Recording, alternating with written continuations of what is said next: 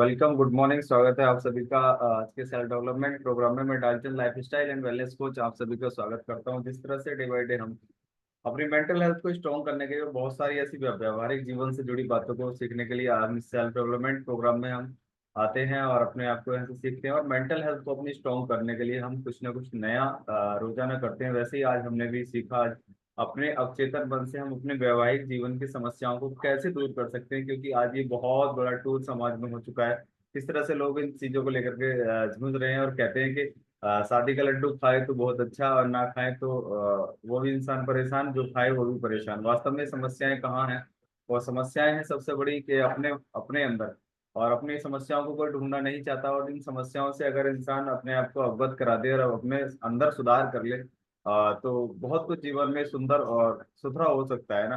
और बहुत अच्छे से अपनी लाइफ को एंजॉय कर सकते हैं। जैसे हम बात करें, बहुत सारी चीजें ऐसी होती हैं, जैसे एक प्रार्थना।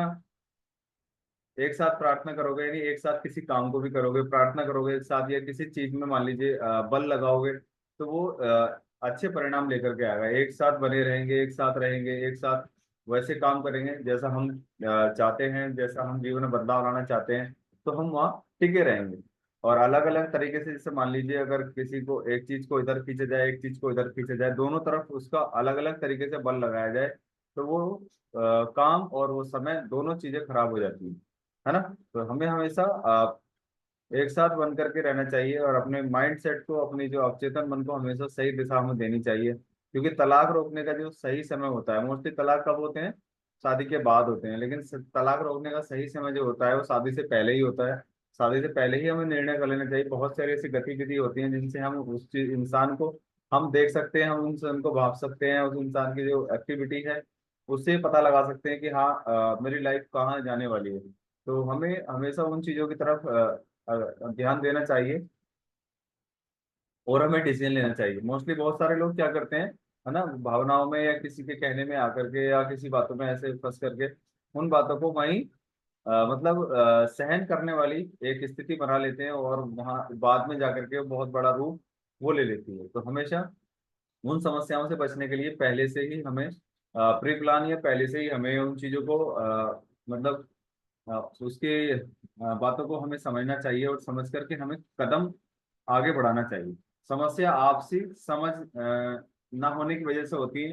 हालांकि समस्याएं कोई लेकर के पैदा नहीं होता, केवल और केवल समझ की वजह से समस्याएं पैदा होती हैं। अगर एक इंसान दूसरे इंसान को समझना शुरू कर दे, जैसे हम फैमिली में रहते हैं, हम दूसरे को एकदम सोच समझ करके चलते हैं। मम्मी पापा का रेस्पेक्ट अलग है, भाई बहन का रेस्पेक्ट अलग है, रिलेटिव्स का रेस्पेक्ट अलग है, और जो हमारे सराउंडेड जो हमारे नाइबर्स हैं उनका रेस्पेक्ट अलग है। उसी तरीके से अगर हम समझ समझ करके अगर हम चलें, तो वास्तव में कोई प्रॉब्लम किसी तरह की आएगी ही नहीं कभी, है ना।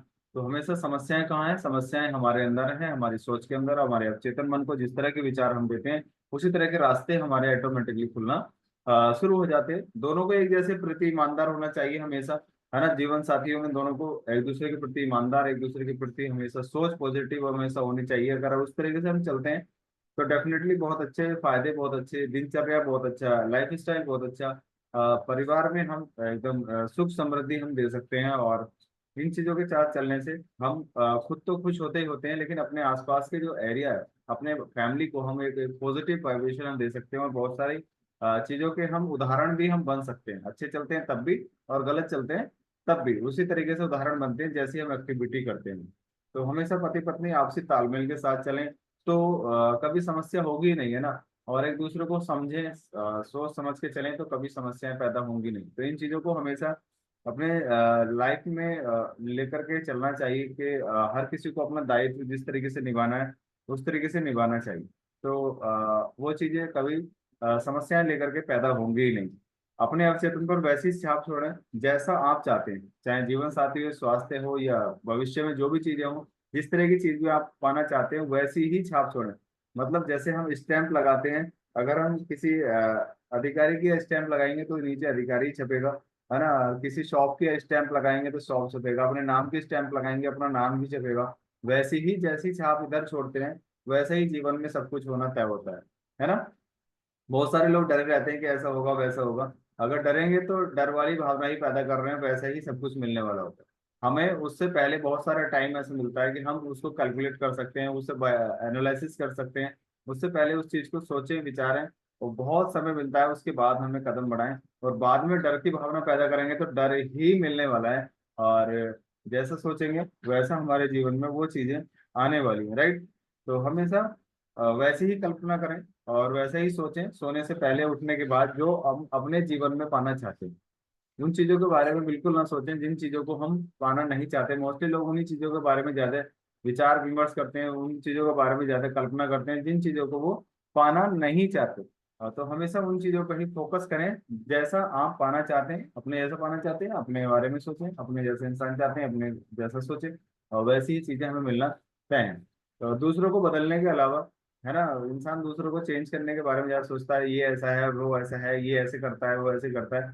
अपने अंदर चेंज करें, सबसे शानदार काम यही होता है ना। हम सुधरेंगे, देश सुधरेगा, ये आपने डायलॉग भी सुना होगा। अपने आप को सुधारें, दूसरा अपने आप चेंज करता है वेरी गुड, नहीं करता है तब भी वेरी गुड। हम अपने आप को कितना चेंज कर पाए, सबसे बड़ी सफलता यही होती है ना।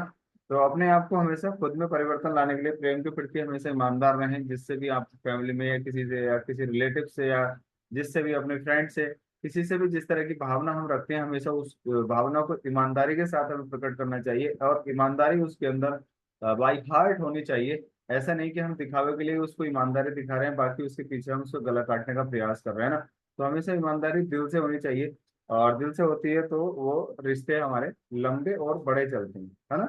जैसे हमारे पेड़ की शाखाएं होती हैं, ईमानदारी के साथ पेड़ अपने उसके साथ बढ़ता है, जैसे उसकी परवरिश करते हुए वैसा बढ़ता है। तो बढ़ते बढ़ते कितनी बड़ी उसकी शाखाएं बन जाती हैं, कितने सारे बीज वो हमें देता है, फिर नए पौधे बन जाते हैं। वैसे ही हमारा जीवन भी होता है। अगर हम ईमानदारी के साथ किसी के साथ कनेक्टेड हैं तो हमें ईमानदारी के साथ ही चलना चाहिए, क्योंकि ईमानदारी से बहुत बड़े चेंजेस आते हैं, बहुत बड़े रिलेशंस हमारे आगे बढ़ते चले जाते हैं। सत्यता के साथ तारीफ करें, हमेशा किसी की तारीफ करनी है दिल से करें, और दिल से तारीफ की और मतलब करेंगे तो वो चीज बड़ा स्वरूप एक दिन हमारे सामने लेकर आएगी। और ऐसी ही कल्पना करें जैसा आप पाना चाहते हैं। आप किसी की तारीफ करेंगे तो आपको तारीफ मिलेगी, आप किसी को प्रेम करेंगे प्रेम मिलेगा, आप किसी का सम्मान करेंगे सम्मान मिलेगा, आप किसी को रेस्पेक्ट देंगे तो रेस्पेक्ट मिलेगा, राइट। जैसी चीजें हम किसी को देते हैं, यानी प्रकृति को जो सा चीज देते हैं, हम किसी इंसान को नहीं दे रहे हैं, हम प्रकृति को दे रहे हैं। और प्रकृति को जैसी चीजें देती है प्रकृति वैसी ही चीजें हमें लौटाती है। हमें लगता है कि हमने किसी इंसान को कुछ दिया, नहीं ना, लेकिन किसी को हमने कुछ दिया नहीं। हमने किसको दिया है, हमने नेचर को दिया है, प्रकृति को दिया है। नेचर कौन है, वो गॉड है। हम भगवान को जैसा देंगे वैसे ही हमें चीजें मिलती है। मोस्टली बहुत सारे लोग भगवान को भी ऐसा देते हैं कि भगवान ये चीजें कर देगा तो मैं 1 रुपए का प्रसाद चढ़ाऊंगा, ये कर देगा तो वो चढ़ाऊंगा, है ना।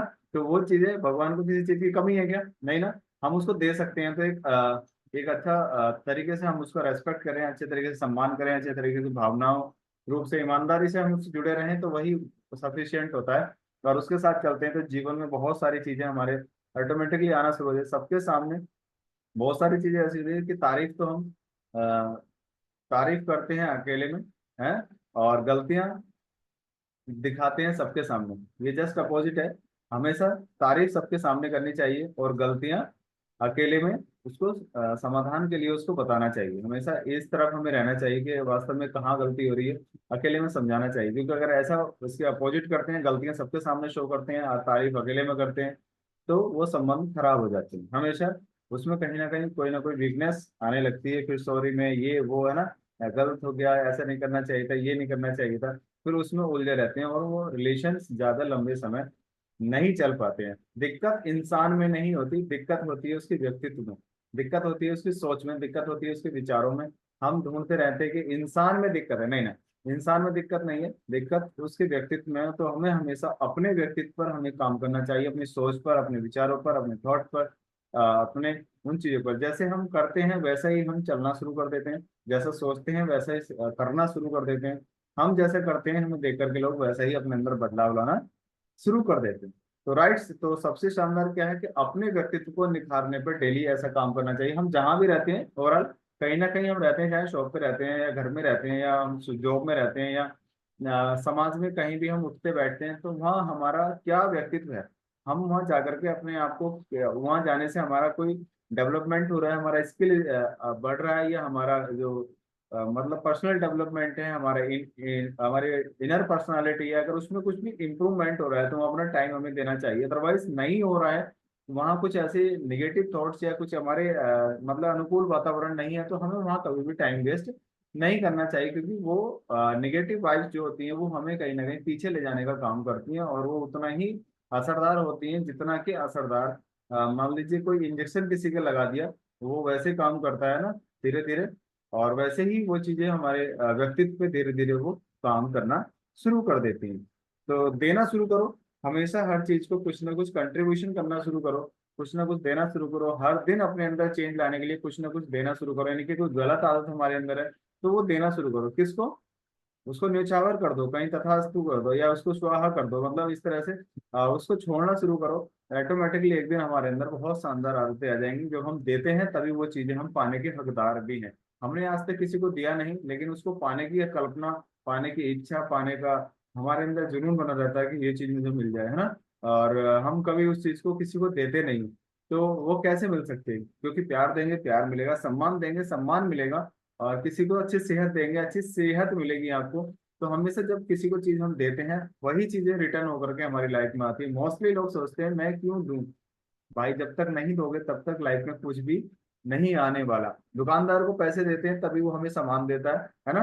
किसी को कोई चीज हम देते हैं तभी वो चीजें रिटर्न हमारी लाइफ में आती हैं। हमने अपना टाइम कहीं दे रहे हैं तो उसके टाइम की वजह से, मतलब निगेटिव लोगों में हम दे रहे हैं तो निगेटिव वाइब्स हमें आएंगी रिटर्न होकर के। पॉजिटिव माहौल में हम अपने आप को रख रहे हैं तो पॉजिटिव चीजें आएंगी। क्लब में हम अपने आप को रख रहे हैं तो वहां से अच्छी चीजें हमारे जीवन में आती हैं। हमने कुछ दिया, जरूरी नहीं है कि देना पैसा ही देना सब कुछ होता है। दे हम किसी भी रूप में, चाहे समय दे रहे हैं चाहे किसी को अपनी फीलिंग से हम कुछ चीज दे रहे हैं, तो वो भी रिटर्न होकर के उसी तरह से आती हैं जैसे हम किसी को एक सॉलिड कोई चीज देते हैं, मतलब एक ठोस वस्तु यानी पैसा या कोई ऐसा सामान हम देते हैं उसके रिटर्न में आते हैं ना।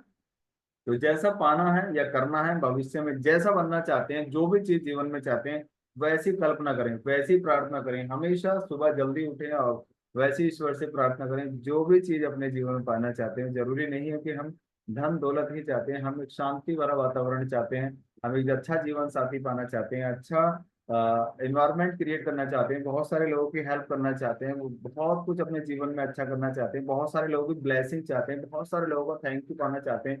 तो वैसा ही फील करें सुबह उठ करके, वैसा ही अपने आप को रियलाइज करें, है ना। और थैंक यू बोलना चाहिए गॉड का कि मैं ऐसा कर पाता हूँ या कर पाती हूँ, राइट। क्योंकि प्रार्थना करते समय स्वतः ही हम अ, वो चीजें हमारे जीवन में आ जाती हैं। लेकिन रेगुलर कंसिस्टेंसी एंड कमिटमेंट के साथ जब हम उसको रेगुलर करते रहते हैं तभी वो चीजें आती हैं। क्योंकि तलाक की बात करेंगे, नितांत व्यक्तिगत सुझाव है ना।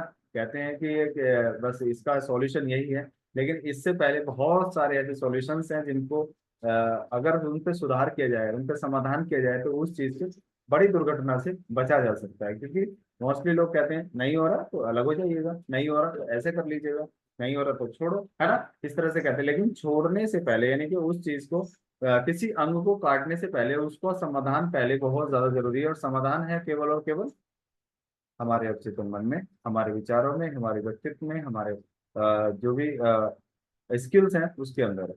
तो हमेशा अपने स्किल्स को डेवलप कीजिएगा। जो भी समस्याएं जीवन में आती हैं उनसे हम ऑटोमेटिकली अपने आप को सेफ और सेफ दोनों कर सकते हैं। Thank you very much.